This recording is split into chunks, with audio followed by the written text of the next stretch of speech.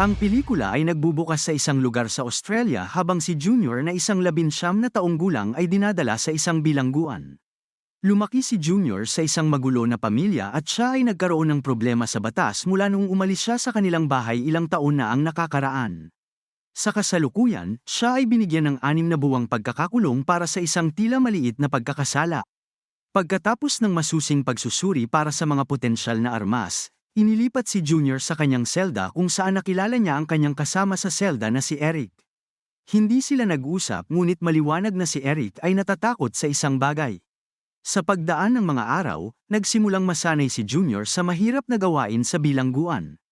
Madalas niyang napapansin si Brendan Lynch, isang kilalang armadong tulisan na naglalaro ng chess tuwing break time.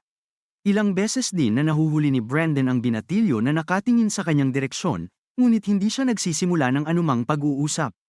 Gayunpaman, tila regular na nakikipag-ugnayan si Brendan sa isang negosyanteng nagngangalang Sam sa pamamagitan ng telepono sa bilangguan. Bagamat mukhang naglalaro ng chess ang dalawa sa pamamagitan ng telepono, palihim silang naghahanda ng mas malalim na plano. Isang hapon sa lunch break, nadaanan ni Junior si Brendan habang naglalaro ng chess. Nakakita ang binatilyo ng pagkakataon para sa isang checkmate na hindi pa napapansin ng kilalang kriminal at inalertuhan siya tungkol sa pagkilos. Bagamat humanga si Brendan sa matalas na pag-iisip ni Junior, nagbanta siya dito na galangin ang mga personal na hangganan. Samantala, nalaman ni Junior na si Eric ay pisikal na inaabuso ng isang gang leader na si Dave, regular nila siyang dinadala sa banyo ng bilangguan habang ang iba ay hindi ito pinapansin na parang walang nangyayari. Isang gabi nang bumalik ang mga bilanggo sa kanilang selda, napansin ni Junior si Eric na pinapatulis ang isang sipilyo. Mukhang sa wakas ay nagpasya na siyang lumaban sa pang-aabuso gayunpaman, kinaumagahan ay nagising si Junior sa isang kahindik-hindik na eksena. Si Eric ay nakahiga sa sahig na may dugo na umaagos sa kanyang lalamunan. Ang sipilyo ay hindi para kay Dave kundi para sa paggawa ng hindi dapat isipin. Galit na sumigaw si Junior para humingi ng tulong ngunit hindi nakaligtas ang kanyang kasama. Dahil patay na si Eric, sinimula ni Dave at ng kanyang grupo na gawing target si Junior bilang kanilang susunod na biktima. Isang gabi habang pabalik siya sa kanyang selda, na-corner si Junior ng mga tauhan ni Dave. Sa kabutihang palad, si Brendan kasama ang kanyang mga tauhan na sina Sterlo at Merv ay nailigtas siya sa tamang oras. Pagkatapos ay tinawag ng kilalang boss na kriminal si Junior sa kanyang selda para makipag-usap. Noong una ay pinagsabihan niya ang binatilyo tungkol sa malupit na katotohanan ng buhay sa bilangguan, isipin lang ang kanyang sarili o maging handa na lumaban. Ngunit dahil walang sapat na kakayahan si Junior para lumaban ng mag-isa, nagmungkahi si Brendan ng deal. Magbibigay siya sa kanya ng proteksyon para sa natitira sa kanyang panahon sa bilangguan, at bilang kapalit, kapag nakalabas na siya ay kailangan niyang gampanan ang anumang gawain na hihilingin sa kanya ni Brendan. Ang binatilyo ay humingi ng ilang araw na palugit upang makagawa ng desisyon. Makalipas ang ilang araw ay tinambangan ni Dave at ng kanyang mga tauhan si Junior at pilit na dinala sa banyo, ngunit muli siyang nailigtas ni Brendan at ng kanyang mga tauhan. Binugbog din nila si Dave at nilaglag siya sa hagdan, na tumapos sa kanyang paghahari. Sa resulta ng insidenteng ito, sa wakas ay tinanggap ni Junior ang deal ni Brendan. Alinsunod sa plano, siya ay pupunta sa lugar ni Sam pagkatapos ng kanyang pamamalagi sa bilangguan. Bibigyan siya ng negosyante ng ligtas na hideout at mga kinakailangan na armas kung saan kailangan niyang mang-hijack ng helicopter. Pagkatapos ay pipilitin ni Junior na dalhin ng piloto sa loob ng bakuran ng bilangguan ang helicopter para kunin si Brendan at ang kanyang mga tauhan, at tumakas bago pa sila mahuli ng mga pulis. Lumipas ang ilang buwan at sa wakas ay dumating na ang araw ng paglaya ni Junior. Gaya ng itinuro sa kanya, dumiretso ang binatilyo kay Sam na nagbigay sa kanya ng apartment sa tabing dagat pati na rin ang isang briefcase na may mga gamit ni Brendan. Kalaunan ng gabing yon, dumating si Junior sa apartment at nabighani siya sa magagandang tanawin sa paligid nito.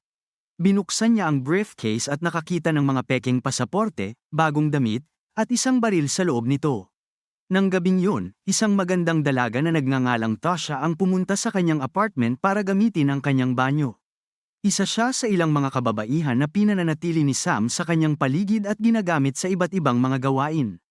Binigyan niya si Junior ng pera at isang cellphone para sa pagtanggap ng mahalagang tagubilin, halatang nabighani ang binatilyo sa kanyang kagandahan ngunit nang matapos ang kanyang ginagawa ay agad din itong umalis.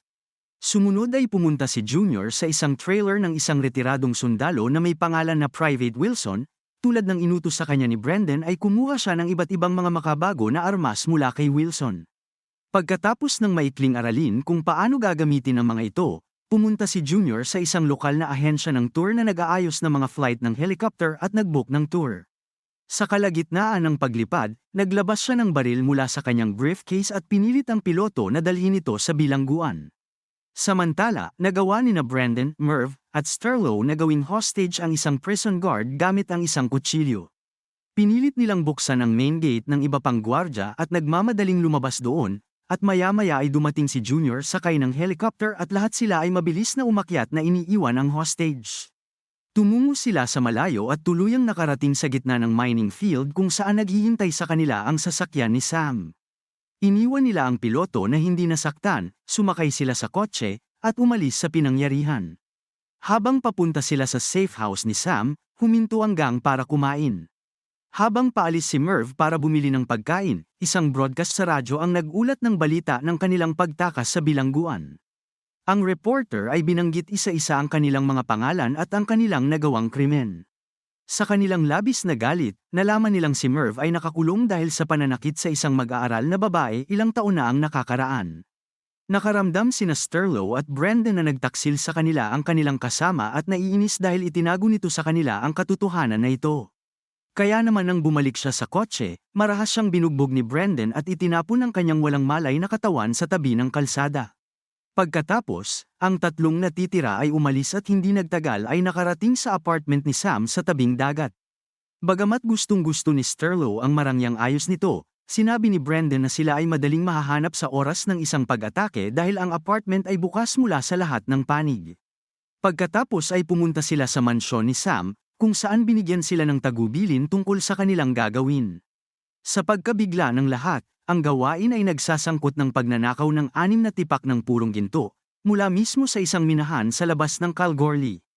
Naayos na ni Sam ang mga security pass na magagamit nila sa minahan kung saan maaari silang magpanggap na mga electrician para makapasok sa loob. Kung sila ay magtatagumpay, magbibigay siya ng $2 milyong bawat isa sa kanila. Dahil sa napakalaking gantimpala, tinanggap ni Brendan ang deal at nagsimulang maghanda para sa pagnanakaw. Pagdating ng gabi sa mansyon ni Sam ay nakita ni Junior si Tasha, sinundan niya ito sa swimming pool at sinubukan na kausapin. Ngunit sa sandaling yun, ang mainit na ulo na pamangkin ni Sam na si Josh ay dumating at tinulak siya sa pool. Si Junior na hindi marunong lumangoy ay nagpupumiglas at naghahabol ng hininga, ngunit dumating si Tasha upang iligtas siya at dinala siya paalis sa tubig. Pagkatapos ang dalawang lalaki ay nagsimulang magtalo ngunit inawat sila ni Brendan. Nang maglaon, habang naglalakad ang nahihiya na si Junior sa kalye, dumating si Tasha sakay ng kanyang sasakyan at inimbitahan siya sa isang Chinese restaurant. Habang kumakain, tinanong niya kung bakit nananatili siya sa isang matandang tulad ni Sam gayong mukhang may sapat siyang pera kahit mag-isa.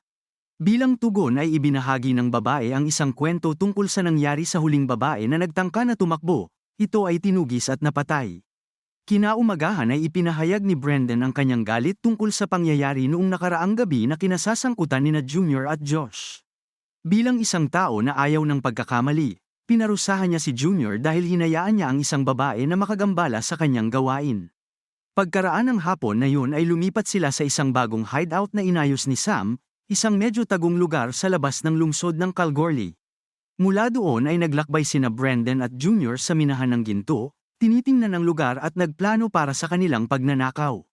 Ang eksena ay pagkatapos ay pinutol sa araw ng pagnanakaw kung saan ang buong grupo kabilang na si Josh ay pumasok sa minahan at nagbalat kayo sila bilang mga normal na electrician. Sa labas, ang kaibigan ni Brendan at lokal na race car driver na si Steve ay naghihintay sa isang getaway na sasakyan. Binabantayan din niya ang sinumang potensyal na pulis na darating sa minahan. Gaya ng itinalaga sa kanya, umakyat si Junior sa loob ng ventilation duct ng minahan at gumapang patungo sa silid kung saan pinoproseso ang maruming ginto upang maging solid na mga tipak. Pagkatapos ay bigla siyang tumalon mula sa ventilation duct at tinutukan ng baril ang lahat. Pinipigilan nito ang mga manggagawa na patunugin ang alarm at pumunta sa gilid para makalusot sila ng hindi napapansin. Pagdating sa loob, nanguna si Brendan at pinilit ang dalawang empleyado na isagawa ang proseso ng paggawa ng dumadaloy na likidong ginto sa mga solid na tipak.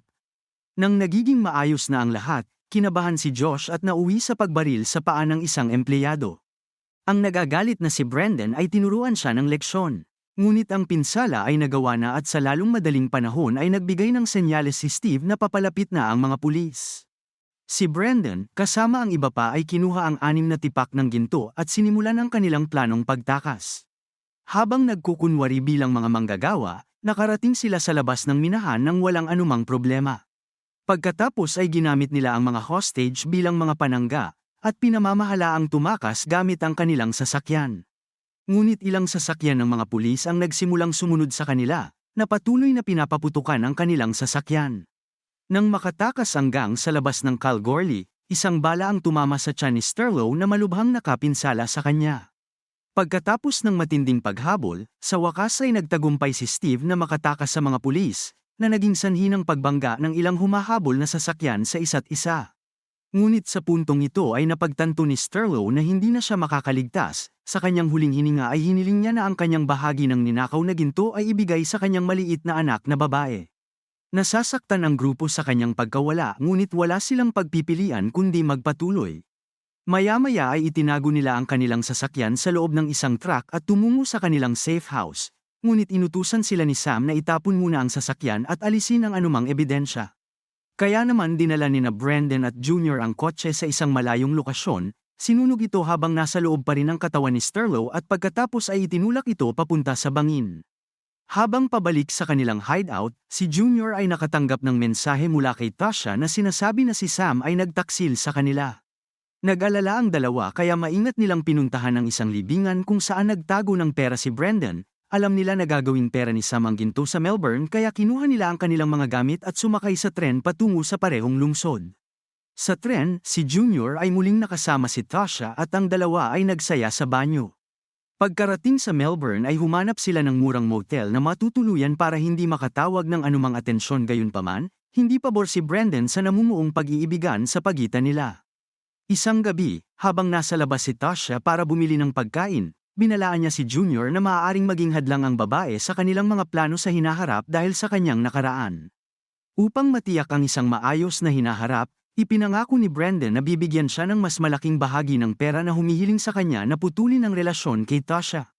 Sa kasamaang palad, nasaksihan ni Tasha ang pag-uusap na ito at labis na nasaktan.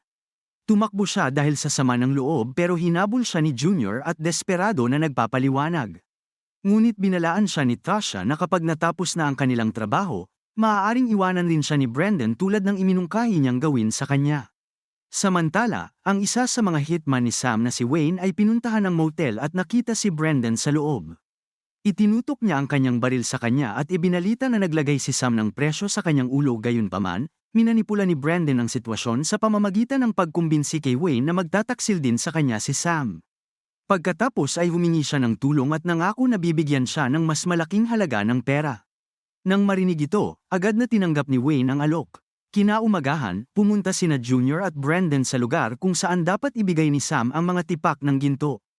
Dumating sila sa tamang oras at nakita na binigay ni Josh ang briefcase na naglalaman ng mga ginto sa dealer. Sa panahon na yun ay biglang pinutol ni Wayne ang kanilang transaksyon na dumating mula sa kung saan sakay ng kanyang pickup.